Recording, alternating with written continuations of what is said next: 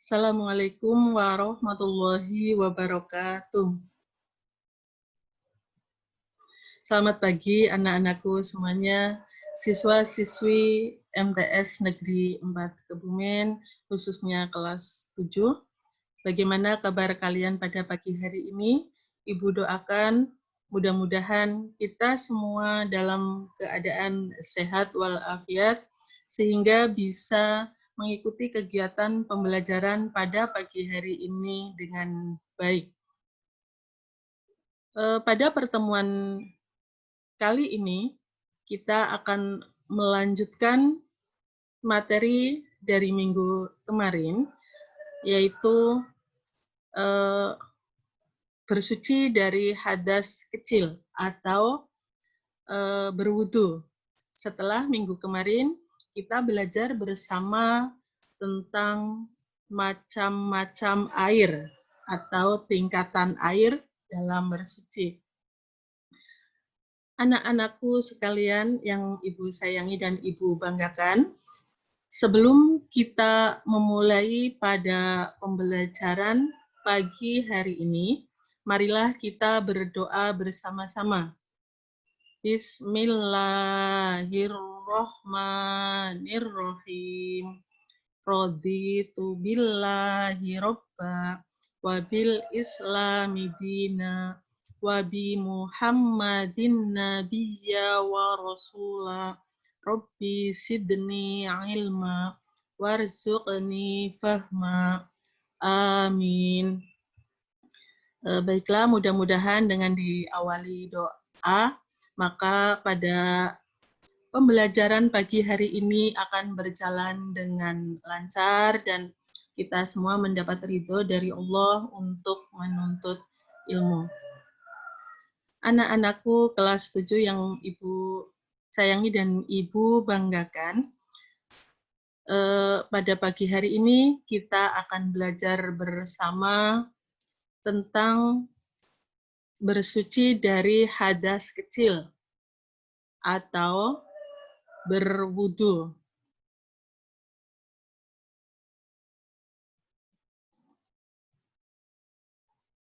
Ya, baiklah, mari kita mulai untuk ketentuan berwudu atau bersuci dari hadas kecil. Yang pertama adalah pengertian dari wudu. Apa itu wudu? Anak-anakku, kata wudu itu berasal dari kata wadu'ah, yang artinya adalah hasan atau bagus, dan bahjah, yang berarti elok atau indah. Kalau menurut istilah syariat Islam, wudu adalah membersihkan anggota-anggota badan tertentu dengan menggunakan air suci mensucikan atau tohir mutohir, disertai dengan niat untuk menghilangkan hadas kecil. Nah, demikian ya anak-anakku, bahwa wudu adalah membersihkan atau mensucikan anggota dari badan dengan menggunakan air suci mensucikan atau air tohir mutohir, disertai dengan niat untuk menghilangkan hadas kecil. Nah, air tohir mutohir sudah kita pelajari pada minggu kemarin ya, yaitu air yang suci mensucikan atau air mutlak, air yang masih asli, yang belum tercampur dengan benda apapun, air yang turun dari langit atau yang keluar dari dalam perut bumi. Ini contohnya ada air sumur, air sungai, air laut, itu ya, yang kemarin ada 7 macam yang bisa digunakan untuk bersuci atau berwudu.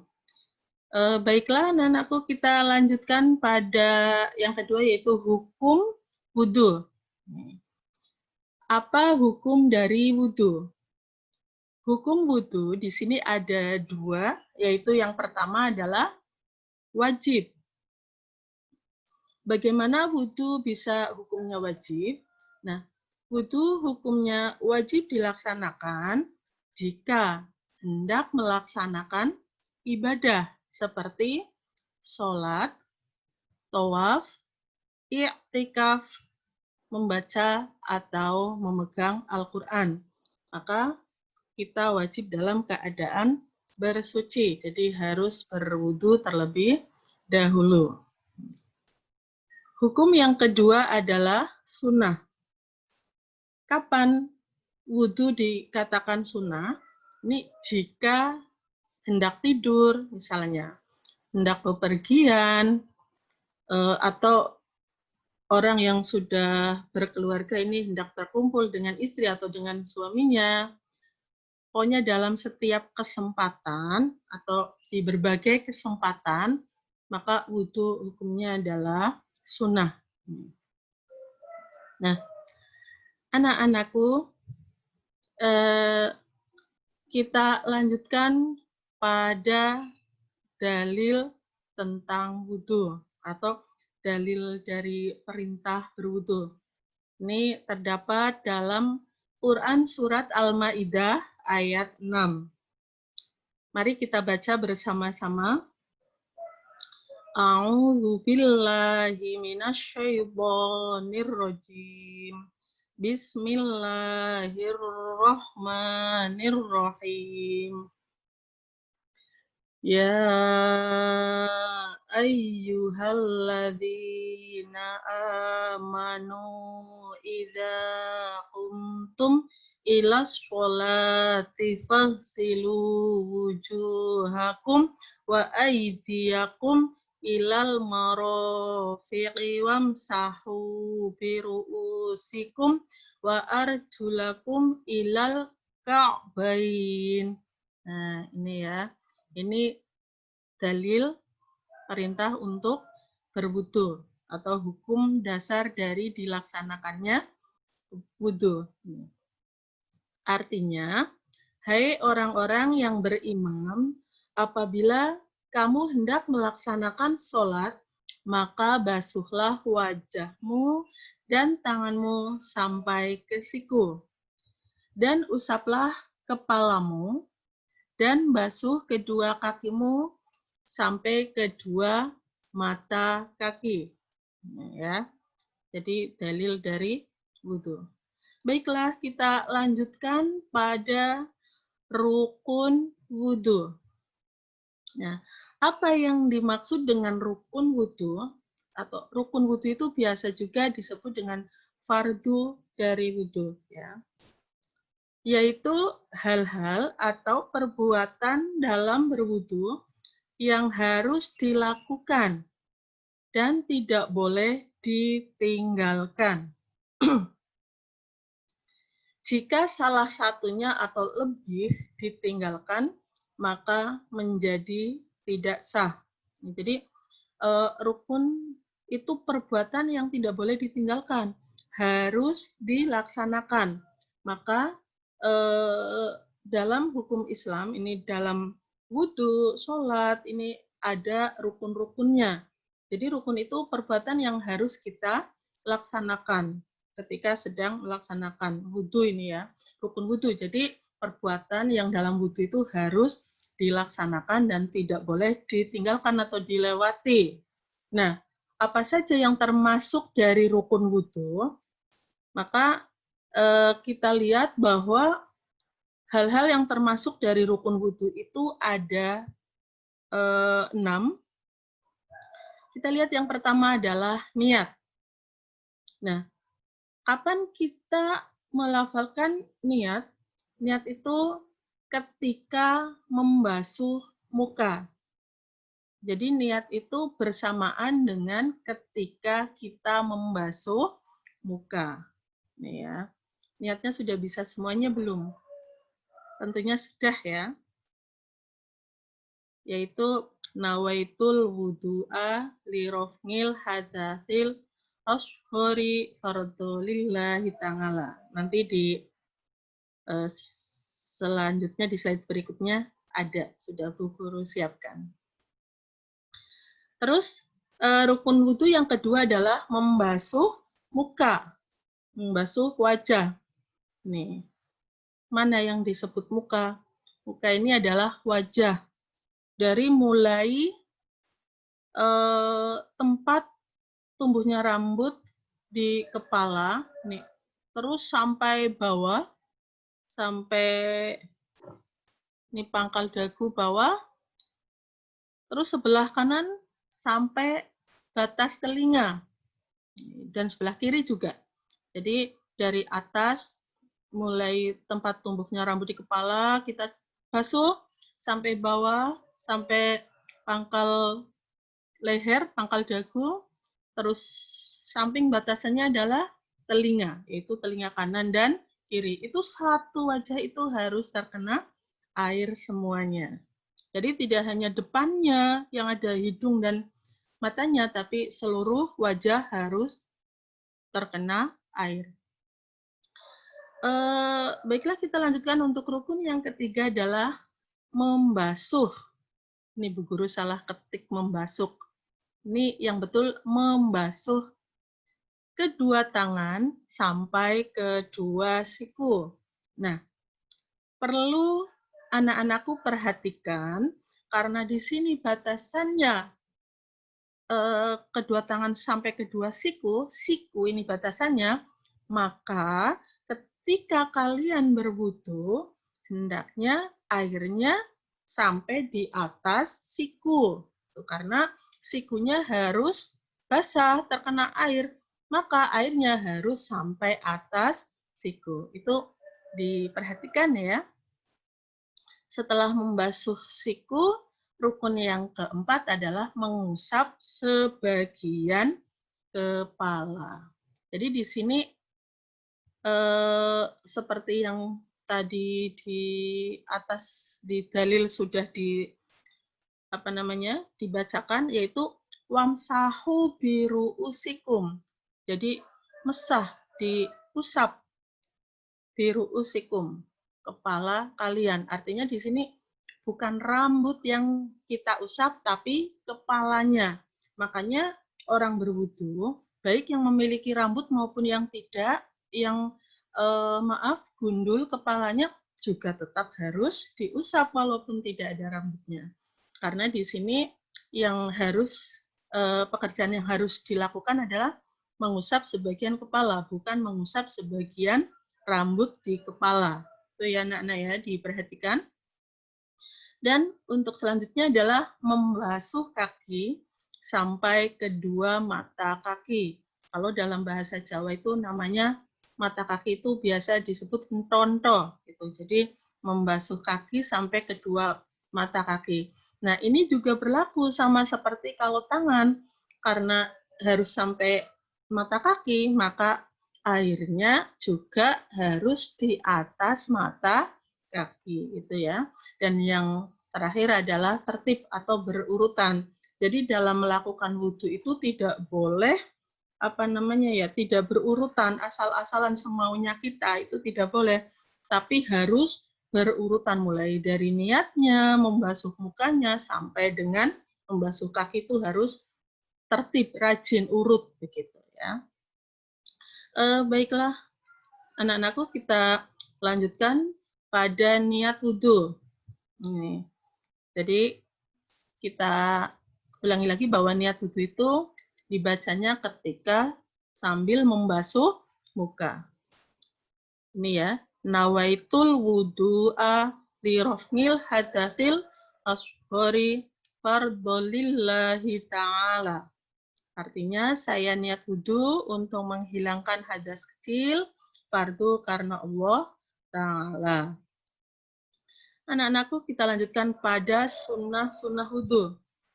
Ketika kita wudhu, itu tidak hanya wajibnya saja, atau fardunya, atau rukunnya saja yang kita laksanakan, tetapi juga ada sunnah-sunnah wudhu yang perlu kita lakukan. Apa saja sunnah wudhu? Di antaranya adalah sebelum kita memulai untuk melaksanakan wudhu, yang pertama kita membaca basmalah terlebih dahulu. Ini. Nah, setelah itu kita lanjutkan untuk membasuh kedua telapak tangan. Yang selanjutnya adalah bersiwak atau menggosok ini ya, menggosok gigi. Yang keempat berkumur-kumur. Setelah itu termasuk sunnah wudhu juga memasukkan air ke dalam hidung. Ini dihisap ya sampai pangkal hidung atau yang biasa disebut istinsyak. Dan boleh membuangnya, boleh tidak. Tapi kalau membuangnya atau mengeluarkan lagi airnya disebut istinsyar. Ini ya. Terus membasuh kedua telinga, bagian luar dan dalam. Terus bagi laki-laki nih yang memiliki jenggot yang tebal, ini di sela-sela jenggotnya. Ini agar air semuanya masuk gitu ya. Dan selanjutnya adalah menyela-nyela jari tangan dan kaki. Ini. Menyela-nyela jari tangan dan kaki. Terus kita melakukan masing-masing 3 kali, ya, mulai membasuh muka, membasuh tangan. Ini kita sunnahnya melakukannya 3 kali, dan sunnah juga mendahulukan anggota wudhu yang kanan. Ini lupa tidak Bu Guru tulis yang mendahulukan anggota wudhu yang kanan, tetapi ini sunnah kita lakukan ketika kita sedang melaksanakan wudhu, dan wudhu itu juga disunahkan dalam satu waktu, tidak ada jarak gitu ya. Jadi dalam satu waktu melaksanakannya. Dan perbuatan sunnah yang selanjutnya adalah setelah selesai wudhu kita berdoa, membaca doa. Baiklah, kita lanjutkan pada hal-hal yang membatalkan wudhu. Anak-anakku, di sini ada hal-hal yang dapat membatalkan wudhu. Nah, apa saja? Hal-hal yang membatalkan wudhu ini sama saja dengan sebab-sebab seseorang berhadas kecil. Ini kemarin sudah kita pelajari ya, Nana ya, bahwa wudhu itu kan bersuci atau toharohnya dari hadas kecil. Makanya di sini hal-hal yang membatalkan wudhu juga sama dengan sebab-sebab dari seseorang berhadas kecil. Yaitu yang pertama, keluar sesuatu dari kubul maupun dubur. Ini tidak akan Ibu bahas panjang lebar karena kemarin kita juga sudah menjelaskan ketika kita membahas tentang hadas kecil. Yang kedua, hilang akal, baik karena tidur, gila, atau pingsan ini. Tapi perlu anak-anakku perhatikan bahwa ada tidur yang tidak menyebabkan batalnya wudhu. Tidur yang bagaimana? Yaitu tidur ketika seseorang tidurnya sambil duduk dan pantatnya tidak bergeser, tidak pindah tempat. Ini misalnya di dalam masjid, ada orang ngantuk, tapi duduk sila tidak bergeser ketika pas kelewat tidur, maka tidak akan membatalkan wudhu selama pantatnya masih berada di tempatnya dan tidak berpindah tempat. Terus bersentuhan kulit antara seorang laki-laki dan perempuan yang sama-sama telah tumbuh besar atau balik dan bukan mahramnya tanpa penghalang. Dan yang terakhir adalah menyentuh kelamin atau lubang dubur manusia menggunakan bagian dalam telapak tangan atau bagian dalam jemari. Nah, demikian ya anak-anakku, hal-hal yang dapat membatalkan wudhu. Nah, bagaimana doa sesudah wudhu? Coba anak-anakku perhatikan. Nih ya, doa sesudah wudhu. Kita baca bersama. Bismillahirrahmanirrahim. Asyhadu an la ilaha illallah wahdahu la syarikalah wa asyhadu anna Muhammadan abduhu wa rasuluh. Allahumma ja'alni minat tawwabina waj'alni minal mutatahhirin, waj'alni min ibadikas sholihin. Nah, ini doa sesudah wudhu. Ini hukumnya sunnah untuk dibaca. Nah, demikian anak-anakku sekalian, kelas 7, pembelajaran kita pada pagi hari ini. Mudah-mudahan apa yang kita pelajari bersama bermanfaat, karena waktunya sangat terbatas ya. Silakan nanti anak-anakku semuanya bisa memperdalami lagi, belajar lagi di rumah, belajar dengan rajin, bisa membaca buku tuntunan sholat, dan bisa membaca buku-buku yang lain. Selanjutnya, sebelum kita menutup pembelajaran pada pagi hari ini, Bu Guru ucapkan selamat belajar, semoga mendapatkan ilmu yang manfaat, dan kalian semua menjadi anak-anak yang soleh, solehah, yang sukses dan selamat di dunia dan akhirat. Amin Allahumma amin. Kurang lebihnya Ibu mohon maaf. Mari kita akhiri pertemuan kegiatan pembelajaran pada pagi hari ini dengan membaca bacaan hamdalah bersama. Alhamdulillahirabbil alamin. Wassalamualaikum warahmatullahi wabarakatuh.